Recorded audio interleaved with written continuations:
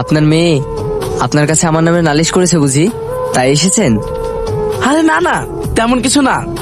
তোমার আব্বুর সাথে আমার বিশেষ কিছু কথা আছে। আমার সাথে আবার কি কথা? বিয়ের কথা তো ছেলের সাথে বলা যায় না, তাই আপনার খোঁজ করছি। আমি বিয়ের প্রস্তাব নিয়ে এসেছি। কার সাথে? আমার মেয়ের সাথে। কি বলছেন আপনি? আপনি একজন কোম্পানির মালিক আর আমি সামান্য কর্মচারী। আমার সঙ্গে আপনার মেয়ে বিয়ে করতে রাজি হবে? ও নিয়ে তোমাকে চিন্তা করতে হবে না, আমার মেয়ে নিজেই বলেছে তোমাকে বিয়ে করবে। আশ্চর্য, এটা কিভাবে সম্ভব? আমার মাথায় তো কিছুই ঢুকছে না। এটা ম্যাডামের কোনো প্ল্যান না তো? দেখুন, আমরা সাধারণ পরিবারের মানুষ, আপনাদের সাথে সম্পর্ক করাটা কি আমাদের ঠিক হবে? আরে আমি তো আপনার ঐশ্বর্য দেখে আসিনি, এসেছে আপনার ছেলেকে দেখে।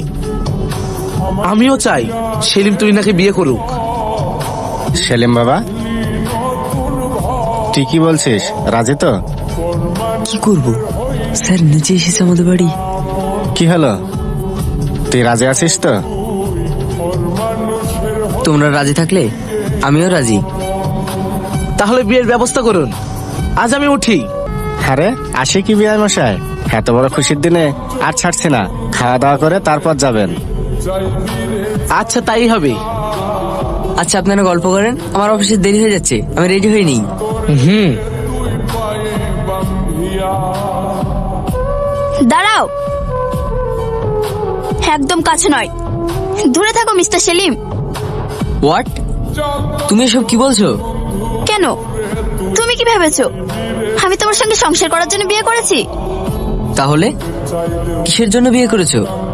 তোমার অপমানের জবাব দিতে। দূরে থাকলে তো আর পারতাম না, তাই কাছে আসতে হয়েছে।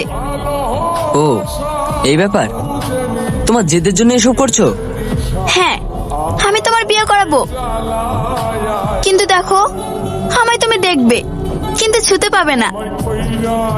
আহা কি কষ্ট। এই নাও বালিশ, নিচে শুয়ে পড়ো। আর হ্যাঁ, স্বামীর অধিকার নিয়ে কাছে আসার চেষ্টা করো না, কেমন? Bye, good night.